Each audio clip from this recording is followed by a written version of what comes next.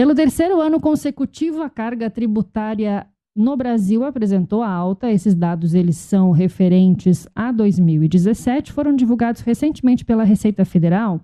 E eles mostram que no ano passado os tributos pagos pelos brasileiros representaram mais de 32% do PIB total do país. Por esses dados, a gente percebe que é o maior índice já registrado desde 2013.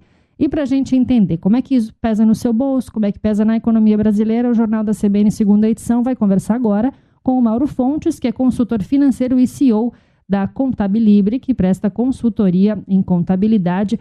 Mauro, obrigada por nos atender. Uma boa tarde para você. Boa tarde a todos.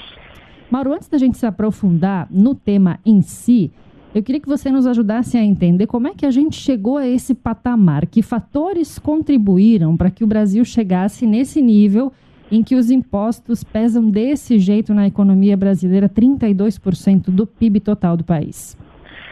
Olha, a carga tributária brasileira já foi até maior do que isso no passado recente. Em 2007, ela ultrapassou 33%, né? Foi um ano dos últimos aí, desde 2000, né? Foi o ano que teve a carga mais pesada, 2007, 33,64%.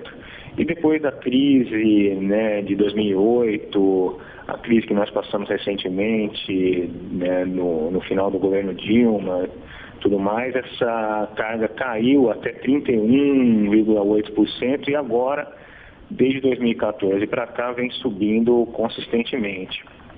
A carga tributária brasileira, ela não é, apesar de parecer bem pesada, né, praticamente um terço do PIB volta para o governo em termos de impostos, né? Ela não é frente a outros países, né, desenvolvidos e até dentro do mesmo grupo dos países do Brasil, América Latina, ela não é tão alta, né? Ela fica dentro de uma média, às vezes até abaixo da média, se comparado com os países desenvolvidos, certo? Então a média mundial está em torno aí de 34%, 35%, e o Brasil está um pouco abaixo. Claro, a gente, comparativamente com outros países, se a gente pegar a França, a Dinamarca, sim, né, a carga tributária lá é muito maior do que aqui. Mas a sensação que a gente tem, o senso comum nos mostra que esse 1/3 que volta para o governo não volta para a sociedade em serviços. É uma impressão que a gente tem, é o senso comum que nos ensinou a pensar isso, ou de fato não? O valor que a gente paga em tributos não é compatível com o valor que a gente recebe em serviço, com a qualidade que a gente recebe nos serviços? Não, com certeza não é compatível com a qualidade do serviço que a gente recebe em troca, né? E isso não tem tanto a ver com a arrecadação, né? Como eu acabei de falar, a nossa arrecadação não está tão fora do que é praticado, mas tem a ver com a gestão, né, dos governos que nós temos, né, a forma como os governos utilizam o dinheiro público e como eles devolvem esses serviços para a sociedade. Eu vejo isso mais como uma questão cultural, histórica do país, né, o tamanho da máquina estatal, isso tudo influi no consumo desse dinheiro, né? Nós estamos sustentando um Estado que ultimamente ele tem tido um tamanho muito grande, né? E isso acaba fazendo com que falte dinheiro em áreas que a gente necessita e não enxerga. Então, é mais um problema de gestão, né? De tamanho do Estado dentro da máquina estatal, dentro do governo, do que da própria arrecadação em si. Mas, com certeza, essa carga tributária não é compatível com os serviços que a gente recebe em troca. Isso nos faz voltar lá para aquele questionamento quando a gente abriu a nossa entrevista, porque esses dados da Receita Federal, eles mostram para a gente também da onde veio essa alta. E essa alta foi puxada por uma maior tributação sobre os bens e serviços. E é esse tipo de tributação que a gente percebe facilmente no nosso dia a dia, né, Mauro? A gente está falando de impostos como PIS, COFINS, CID, eles estão presentes nos mais variados e comuns produtos que a gente compra no nosso dia a dia. Qual é o impacto disso nas relações de consumo e o impacto disso para o crescimento da economia também?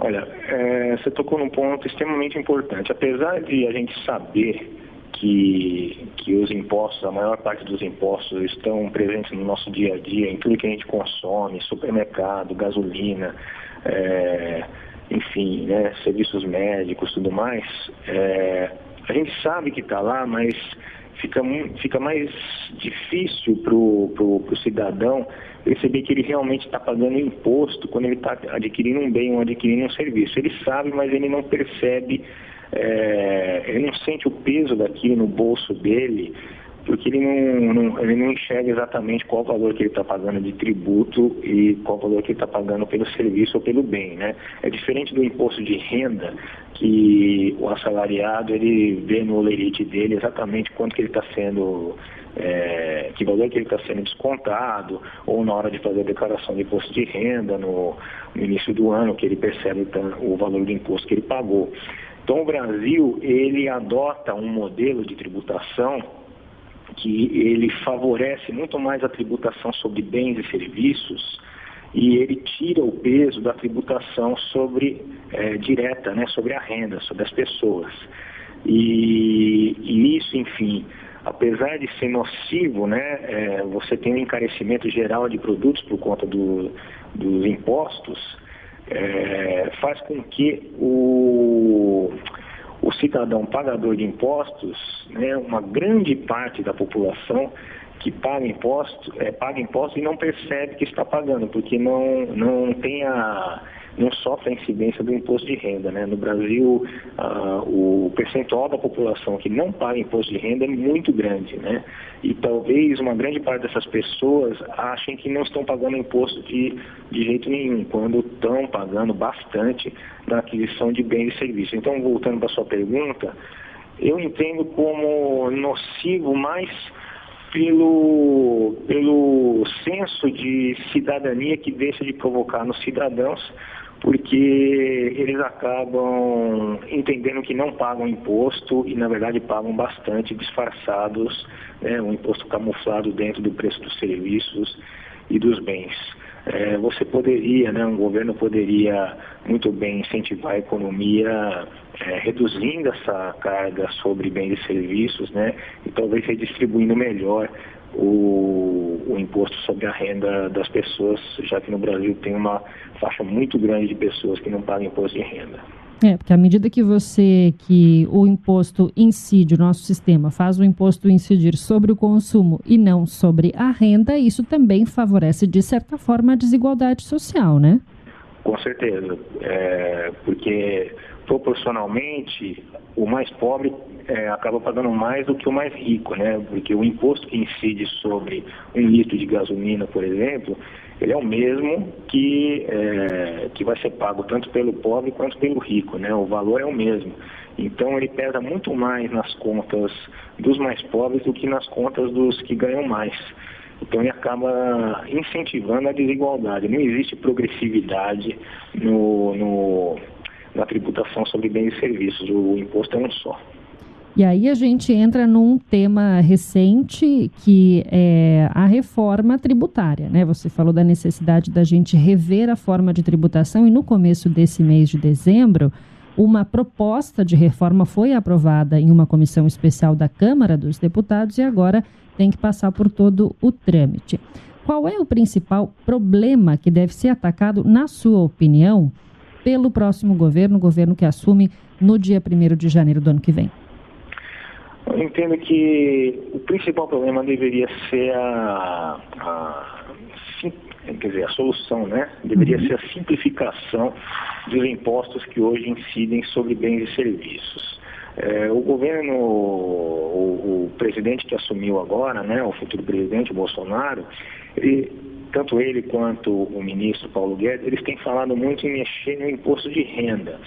Eu acabei de falar aqui que realmente a gente tem uma distorção em relação ao imposto de renda da pessoa física, mas o que é mais urgente na minha visão, né, é mexer na complexidade, né, simplificar a tributação sobre bens e serviços. Nós temos aí, incidindo sobre bens e serviços, uma série de impostos, PIS, COFINS, ISS, ICMS, CID, são muitos impostos incidindo sobre as mesmas coisas, sendo que em outros países você tem só um IVA, né, que substitui tudo isso.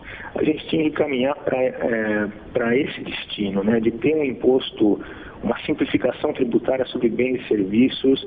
Isso onera a economia como um todo, porque você tem uma série de obrigações a cumprir, muito mais obrigações a cumprir. Você está falando de mais impostos, mais entes arrecadando, prefeitura, Estado, União, e você tem que prestar satisfação, né? Os empresários têm que prestar satisfação, prestar contas, né, para todos esses órgãos. Isso multiplica a burocracia, multiplica o custo que se tem, que as empresas têm, só para administrar os impostos que elas têm que pagar. Então, eu acredito que o caminho, né, o principal alvo deveria ser esse no primeiro momento, a simplificação dos impostos sobre bens e serviços.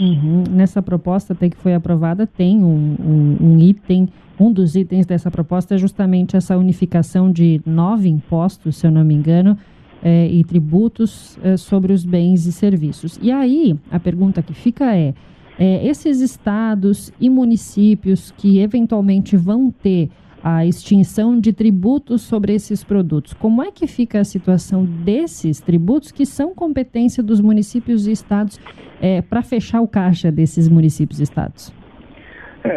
Hoje mesmo, né, atualmente, mesmo com a estrutura que a gente tem hoje, a União ela tem que repassar recursos de impostos federais para os estados e para os municípios, né? O PIS e COFINS, por exemplo, uma parcela do PIS e COFINS ela é destinada para os estados e para os municípios, porque as empresas que geram essa arrecadação, elas estão situadas lá naquele município, naquele estado. Então já existe uma regra hoje que determina que a União deve repassar recursos de impostos federais tanto para estados quanto municípios. Então isso continuaria. A única coisa que deveria mudar seria que o valor a ser repassado teria que ser maior, né? Falando é muito simples, né? Mas na prática é muito complicado conciliar tudo isso. É por isso que as reformas tributárias tão faladas nas últimas décadas ainda não saíram do papel. Nunca avançaram. Porque sempre esbarra nessa questão de fechar a conta, de fechar o caixa. Ninguém quer perder o que tem hoje, então fica muito difícil fazer uma conta que agrade a todos. Aguardemos essa proposta que passou por essa comissão especial, vai ter andamento a partir do ano que vem. E você que está ligando o rádio agora, a gente estava conversando com o Mauro Fontes, que é consultor financeiro e CEO da Contabilibre, que é uma consultoria em contabilidade, e estava nos ajudando a entender um pouco esses dados que foram divulgados pela Receita Federal e que mostraram a alta carga de impostos que nós pagamos no Brasil e entendendo também como é distribuída essa arrecadação do governo federal e como volta isso tudo para a gente. Mauro, quero te agradecer imensamente pela atenção com os ouvintes da CBN. Até uma próxima. Eu te agradeço. Até mais.